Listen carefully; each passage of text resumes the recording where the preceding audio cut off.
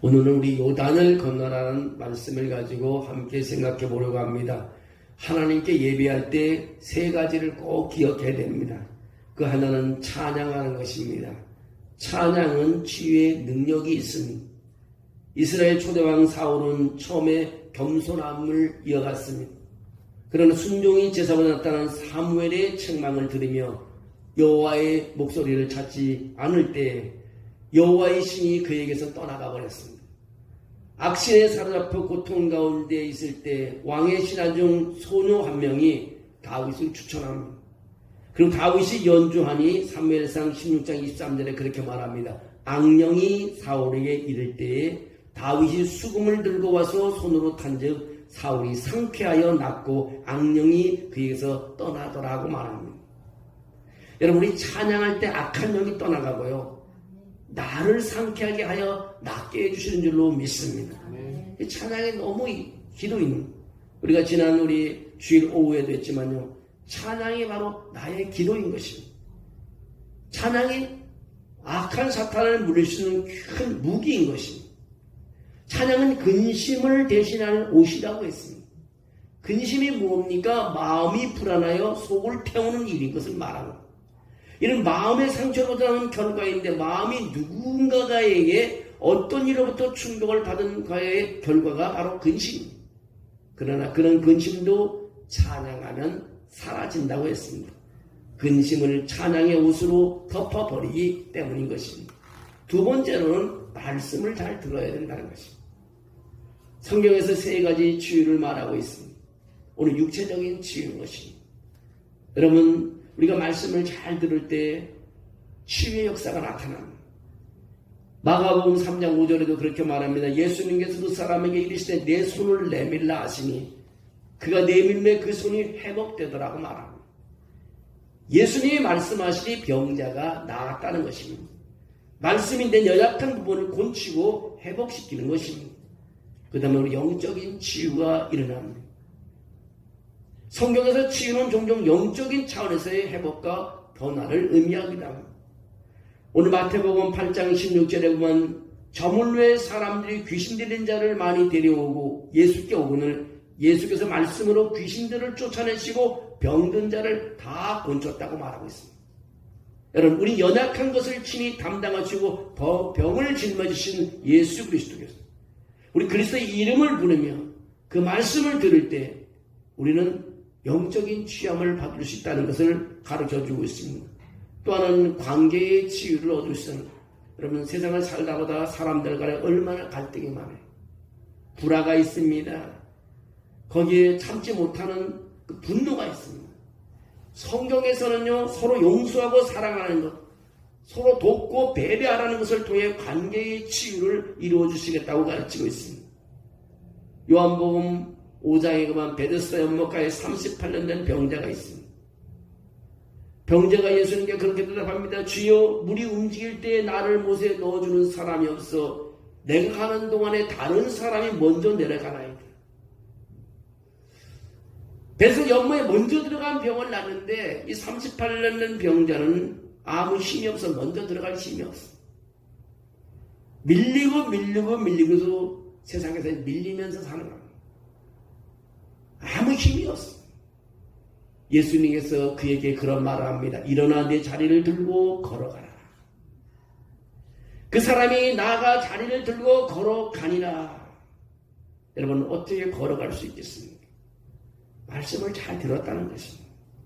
그 다음 또 한 가지는 합심 기도입니다. 기도. 오순절에 여러분 오순절날 합심 기도 아시죠? 사도행전 1장 14절에 보면 그런 가 나오잖아요.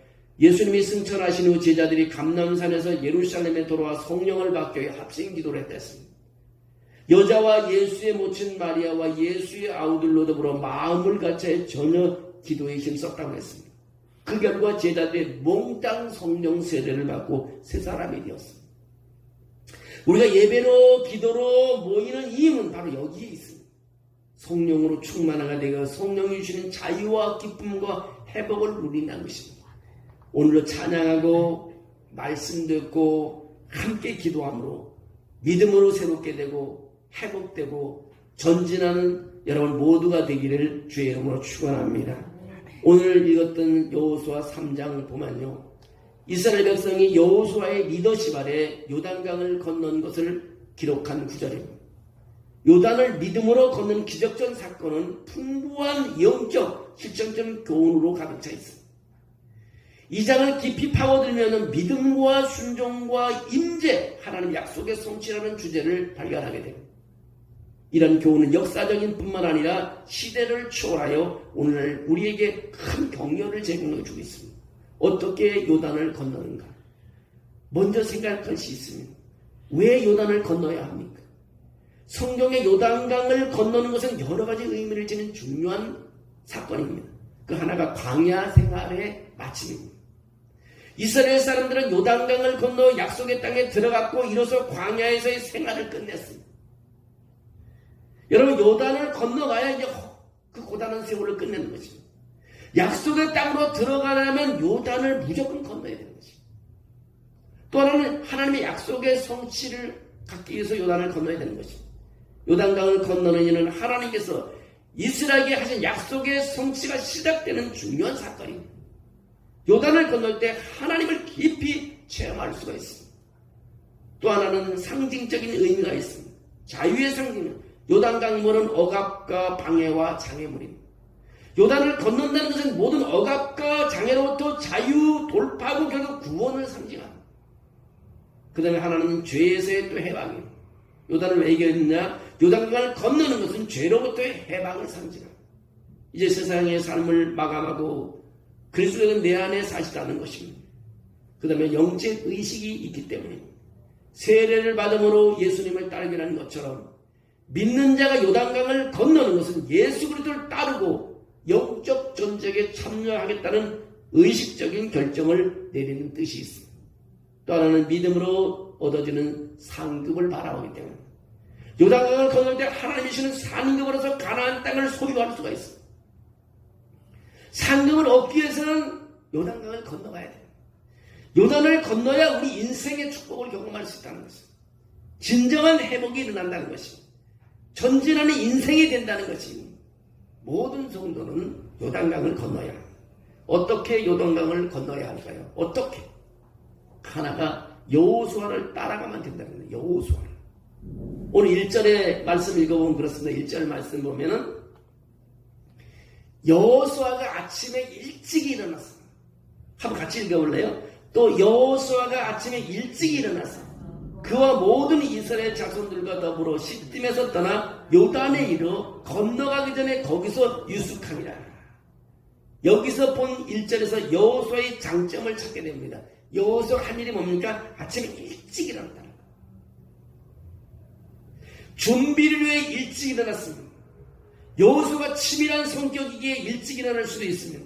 어쩌면 요단을 건너야 할 책임감 때문에 일찍 일어날 수도 있습니다. 그보다는 하나님의 위대한 일을 기대하면서 그는 일찍 일어났을 것입니다. 여호수아가 아침 일찍 일어났다는 말이 마음에 강하게 울려 퍼집니다. 이날만 일찍 일어나는 것인지 아니면 그의 삶의 습관인지 알고 싶습니다. 그래서 여호수아를 쫙 보면 그 답이 나옵니다.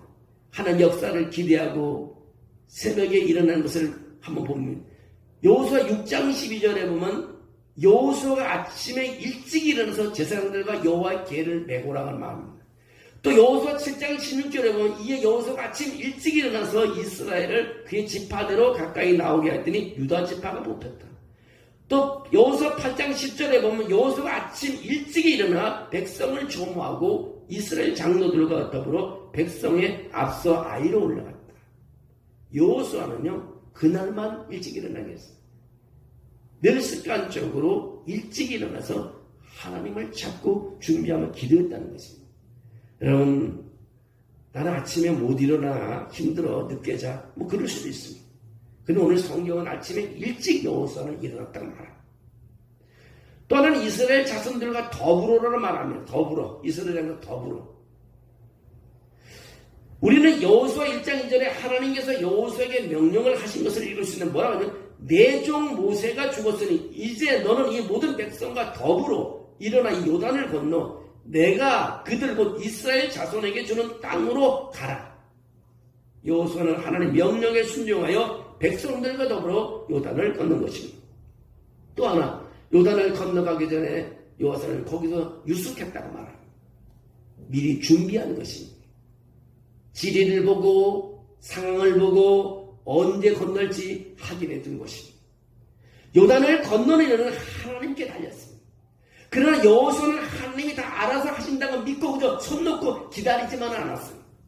여호수아처럼 우리 리더들을 이것을 본받아야 합니다. 잠자는 우리가 삶보다도 리더들은 이런 것을 알아야 돼요. 우리는 함께 리더들이 할 수 있는 방법을 무슨 일을 해야지 성경에서 가르쳐 주고 있습니다.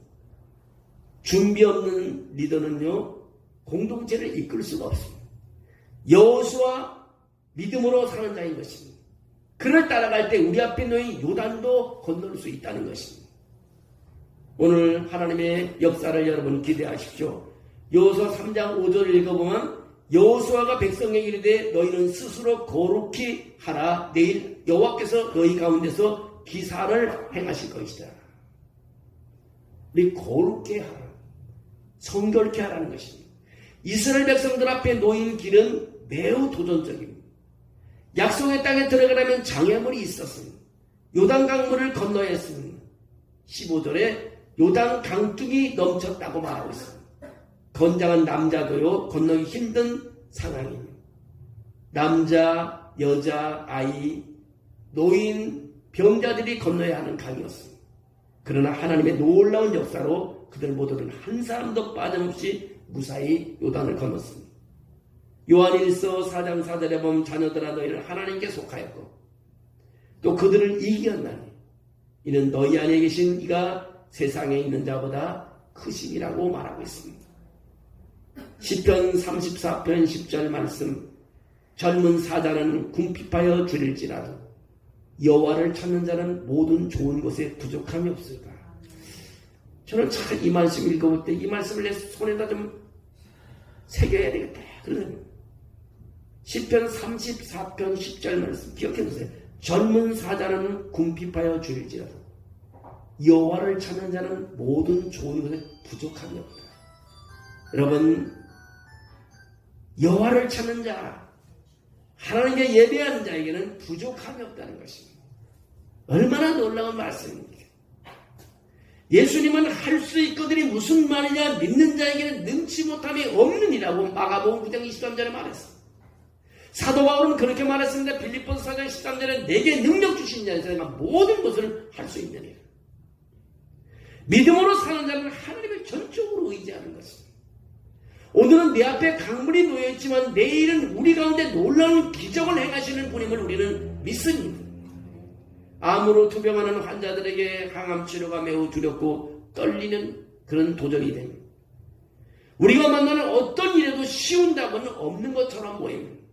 우리가 이 세상을 살아가는 동안 때때로 수많은 어려운 문제들과 우리의 힘으로는 도저히 감당하기 힘든 일들을 만나곤 합니다. 그러나 전능하신 하나님이 함께 하시고 도와주시면 그 어떤 것도 가능하다는 것을 믿으시기를 바랍니다. 성경에는 사람의 힘으로는 도저히 불가능한 사태를 직면했지만 하나님이 함께 하심으로 그런 것들을 능히 극복하고 오히려 더 큰 부흥을 맞이한 사건들이 많이 기록되어 있습니다. 하나님께는 불가능이 없으신 것을 믿으시길 바랍니다. 하나님께서 개입하시기만 하면 이 세상에 안 되는 일이 없다는 것을 믿으시기 바랍니다. 오늘의 암담한 상황도 여호와 하나님이 개입하심으로 건전히 해결된 것을 보게 됩니다.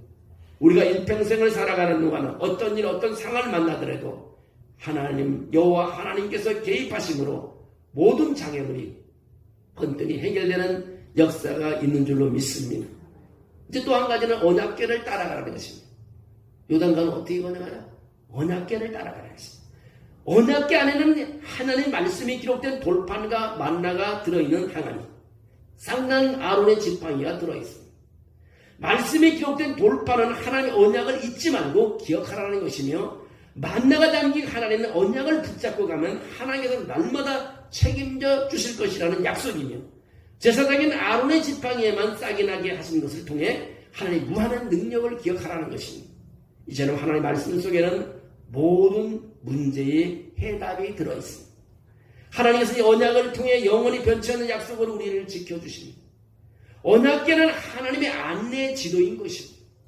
처음 가는 새로운 장소로 이동하기 위해서는 지도가 필요한 것입니다. 여호수아 3장 3절에 백성에게 명령하여 이르되, 오늘 3장 3절, 너희는 레위 사람 제사장들이 너희 하나님 여호와의 언약궤 매는 것을 보거든 너희가 있는 곳을 떠나 그 뒤를 따르라고 했습니다. 본문에서 요단강을 건너는 가장 쉬운 방법은 하나님의 언약궤를 따라간다는 것입니다. 비록 눈앞에는 강물이 넘치는 상황이었지만 언약궤를 맨 제사장들의 뒤를 따라 믿음으로 순종하는 것이 요단 건너는 비결이라는 것입니다. 이스라엘 백성은 전에 이 길을 걸어본 적이 없었습니다. 이제 하나님의 인도를 믿어야만 가보지 않은 길이기 때문에 언약궤는 하나님의 안내였습니다. 우리는 미래를 향해 나갈 때 하나님의 인도가 필요합니다. 우리는 사실 가보지 않은 길을 가고 있는 것입니다. 여러분, 인생을 한 번 가면 끝이고 되돌아올 수 없는 길이기 때문에 우리는 남이 가보지 않는 길을 가는 것입니다. 잠시 사람들이 선배들이 같은 걸 참고할 뿐이지 우리는 가보지 않는 길을 지금 걷고 있는 것입니다. 내일 날 뉴스가 어떤 뉴스가 하는지 알지 못하면 내일 가봐야 하는 것입니다. 내 뜻이나 경험을 의지하기보다는 하나님의 약속과 인도를 우리는 신뢰하고 살아야 승리할 수 있습니다. 언약궤는 뭐냐? 하나님의 임재를 뜻하고 있습니다. 임재. 이스라엘 사람들이 따라가는 언약궤는 하나님 임재를 강력하게 상징하고 있습니다. 요단강을 건너는 데 있어서 언약궤의 중심이 되어 장애물을 극복하고 하나님의 목적을 이루는데 하나님 임재가 필요함을 강조합니다. 여호수아 3장 11절을 이렇게 말합니다. 보라, 온 땅에 주의 언약궤가 너희 앞에서 요단을 건너가나니. 이 구조는 하나님께서 그의 백성보다 앞서가서 길이 없는 것처럼 보이는 것을 인도하고 길을 만드신다는 것을 강조하고 있습니다. 하나님의 임재는요, 성도의 삶에서 매우 중요한 것입니다. 예수님은 마태복음 28장 20절의 제자들에게 이렇게 말합니다. 내가 세상 끝날까지 항상 너희와 함께 있으리라. 여러분, 얼마나 힘이 되면 제자들에게 얼마나 힘이 됐겠어요. 내가 세상 끝날까지 항상 너희와 함께 있으리라. 하나님의 임재에 대한 이러한 확신은 위로와 힘을 주며 믿는 이들은 자신이 혼자가 아니라는 것을 알고 자신감을 가지고 어려움에 맞설 수 있습니다. 내가 세상 끝날까지 항상 너희와 함께 있으리라. 요단을 건너는 비결은 사람의 계획이 아닙니다. 하나님 언약궤의 말씀을 따라가는 것입니다. 우리 앞에 새파란 강물이 넘치는 요단강이 있다 해도 염려하지 마십시오. 하나님께서 우리 앞에 길을 인도하실 것입니다. 그리고 건전하게 건너가실 것입니다. 여러분, 또 한 가지는 마지막에 생각하시 선결하라고 말합니다. 오늘 본문에 선결하라. 5절에 여호수아가 또 백성에게 이르되 너희는 자신을 선결하게 하라. 여호와께서 내일 너희 가운데 기이한 일들을 행하시리라. 여러분, 하나님의 기적을 볼 사람은 선결한 삶을 살아요. 그래서 내가 선결 반지를 다 줬어요. 근데 그걸 다 팽개쳐버리고 금반지 끼는 행사 있는지 모르는데 바꿔 끼워야 돼요. 여호수아는 하나님의 도움을 받고 요단강을 건너게 백성에게 선교하라고 요구합니다. 선결해야만 건너간다는 거죠. 그래서 거룩함을 강조하는 거예요. 거룩함이 선결하는 뜻입니다. 하나님의 여호수아의 가난한 전쟁 승리 비결이 군사력이나 경제력에 앞서 선결에 달려있음을 말합니다. 이제 건너가는 게 기술도 아니고 어떤 군사력도 아니고 경제력도 아니고 선결이 있다고 말합니다. 이 선결이 지켜지면 모든 전쟁에서 이기게 하셨다는 것을 알 수 있습니다. 이 선결이 깨지면 여호수아는 실패하고 이스라엘은 국가적인 망신을 당하게 됩니다. 가나안의 첫 번째 성인 여리고 전쟁에서 이스라엘이 승리할 수 있었던 비결도 여기에 있습니다. 철저하게 하나님의 말씀에 순종하며 선결했기 때문에 여리고성은 점령할 수 있었습니다. 그러나 여호수아는 곧이어 벌어진 작은 아이성 전투에서 실패했습니다. 왜냐? 이스라엘 공동체의 성결이 무너져버렸기 때문입니다. 베드로전서 1장 15절에 말합니다. 오직 너희를 부르신 거룩한 이처럼 너희도 모든 행실에 거룩한 자가 되라고 말합니다. 성경 여러 군데서 그렇게 많이 나옵니다. 데살로니가전서 4장 3절에도 그렇게 말합니다. 하나님의 뜻은 이것이니 너희의 거룩함이라 곧 음란을 버리라 말합니다. 요한복음 17장 17절에도 그렇게 말합니다. 그들을 진리로 거룩하게 하옵소서. 아버지의 말씀은 진리이다. 거룩은 성결을 뜻하고 있습니다. 에베소서 5장 26절에도 그렇게 말합니다. 이는 곧 물로 씻어 말씀으로 깨끗하게 해서 거룩하게 하시고라 말합니다. 성결은요, 교회와 성도에게 매우 중요한 것입니다. 왜 교회에 문제가 많습니까? 왜 성도의 삶이 어렵고 힘든가요? 성결하지 못했기 때문이라는 것입니다. 하나님은 초대교회에서도 성결한 삶을 살지 않았던 이들을 심판했습니다. 사도행전 5장에 보면은 아나니아와 삽비라 이야기가 나옵니다. 하나님을 속이고 물질을 탐하던 아나니아와 삽비라는 베드로 앞에 나와 거짓말을 했고 결국 죽게 됐습니다. 이 사건도 교회가 시작되는 초창기 앞으로 전개될 교회의 부흥과 선교를 위해 성결의 신앙과 삶이 필요하다는 것을 강력하게 요구하는 하나님의 바로 메시지인 것입니다. 베드로전서 1장 16절에 말합니다. 기록되었을 때 내가 거룩하니 너희도 거룩할지어라고 말씀하고 있습니다. 너희는 스스로 성결케 하라. 내일이면 주께서 너희 가운데 이적을 행하시리라고 오늘 본문 5절에 말합니다. 하평의 하나님께서 너희를 온전히 거룩하게 하시고 너희 온 영과 혼과 몸이 우리 주 예수 그리스도에게 오실 때까지 책망할 것이 없게 보존되기를 하나님께 기도하라고 데살로니가전서 5장 23절에 말합니다. 디모데전서 4장 5절에 또한 말합니다. 하나님의 말씀과 기도로서 거룩하게 되미라고 말하고 있습니다. 하나님은요, 오늘의 교회와 그리스도인들을 향하여 성결을 원하고 있습니다. 교회가 성결하면 하나님이 기뻐하십니다. 교회가 성결하면 부흥과 성장이 일어납니다. 교회의 능력은 건물의 크기나 재정 규모에 상관없습니다. 교인의 숫자도 결코 아닙니다. 그것은 전적으로 교회의 성결에 달려 있습니다. 여러분 생각해 보십시오. 하나님의 성령을 부어줄 때 죄지은 자가 있으면 성령이 부어지겠어요? 교회가 하나님 앞에 성결하지 않는 교회가 아무리 큰 덩어리가 있대도 그곳에 성령이 부어주겠어요? 그곳엔 사람들과의 싸움만 일어나게 되는 것이죠. 교회가 성결치 못하면 하나님과 모임을 흩어버리십니다. 이스라엘이 성결을 상실했을 때 하나님께서는 그들을 쳐서 열방으로 흩어버렸습니다. 교회와 성도들이 성결하면 사람들이 모여들기 시작하는 것입니다. 하나님께서 새로운 기적을 시작하는 것은 바로 성결에서부터 시작된다는 것입니다. 그래서 우리 성결교회가 참으로 좋은 거예요. 성결 이름만 들어도 성결해야겠다는 마음이 생겨요. 성결 반지만 해도 아이고 내가 이런 일 하면 안 되지. 그럼 나에게 새로운 깨달음을 주게 되는 거예요. 여러분 오늘 요단강을 건널 수 있는 가장 기본이 뭐냐면 성결해야 된다. 그 성결을 주는 거예요. 정말 하나님은 성결을 원하신다는 사실입니다. 우리가 때로는 성결한 삶을 살 수 없지만 그러나 하나님께 회개하고 날마다 하나님 용서를 구하고 우리 몸을 깨끗게 하고 하나님께 예배하고 거룩한 주일이 가까울수록마다 더욱더 성결한 예배를 드릴 수 있도록 애를 써야 됩니다. 하나님이 원하지 않는 일을 할 필요가 없습니다. 11월에 우리 행사가 많잖아요. 그래서 아주 골몰해서 그것만 생각하고 11월에 어떻게 우리가 하나님께 기쁨을 드리고 했을까. 이번 주일만 지나고 나면 금요일부터 또 다니엘 기도회가 시작해요. 다니엘 기도 그냥 형식적으로 아무 소용이 없잖아요. 오늘 선결한 마음으로 와서 하나님께 부르짖을 때 정말 우리 온몸을 다해서 집중할 때 하나님께서 부어주실 때 혼자 기도하는 것보다요 여러 사람이 함께 기도할 때 오늘 많은 교회들이 영상 속에서 같이 하고 있지만 그 교회 속의 틈방에서 작은 우리 교회가 할 때 우리 교회도 성령의 경력이 임하였어요. 한 사람이 나왔든 두 사람이 나왔든 강력한 은혜를 받는 자리가 되기 위해서 저도 아주 신경을 쓰고 고민하고 정말 하나님께 성결케 하기 위해서 계속 노력하고 있습니다. 여러분 오늘 요단강을 건널 수 있는 것은 우리가 성결해야 된다는 것을 마지막 결론으로 맺습니다. 여러분 삶 속에도 이런 성결을 통해서 하나님 영광 돌리고 가정 문제가 있는 것들, 자녀 문제가 있는 것들, 사업 문제가 있는 것들 여러분 개인적인 문제가 돼 성결한 삶으로 다 풀어지기를 주의 이름으로 축원합니다.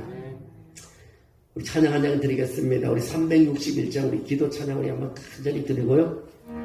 기도하는 시간 주께 무릎 꿇고 우리의 곳에 접해 나가네 믿음으로 나가며 주와 보살피사 그신 은혜를 주네 거기에 기쁨 있네 기도 시간에 복을 주시네 오는 내 마음속에 기쁨 충만하네 기도하는 이 시간 주가 곁에 오서 인자하신 얼굴로 귀 기울이네 우리 마음 비우고 줄 의지하며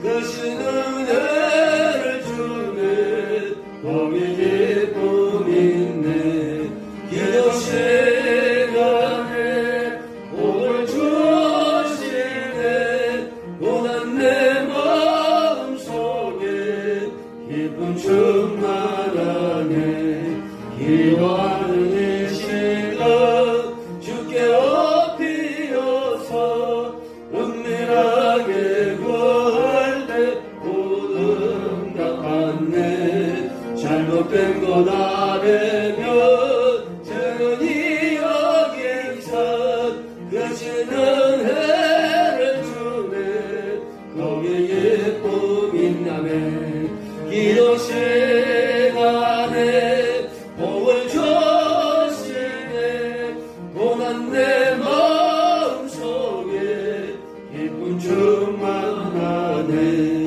기도하는 이 시간 주를 의지하고 그신 은혜 구하면 복 받으리라 의지하는 마음에 근심 사라지고 그신 은혜를 주냐네 거기 기쁨 있네 기도 시간에 복을 주시네 고난 내 마음속에 기쁨 충만 사전 한 번만 갑니다 기도하는 이 시간 주를 의지하고 그신 은혜 구하면 복 받으리라 의지하는 마음에 근심 사라지고 그신 은혜를 주네 거기에 기쁨 있네 기도 시간에 복을 주시네 고난 내 마음속에 기쁨 충만하네. 우리 한번 기도합니다.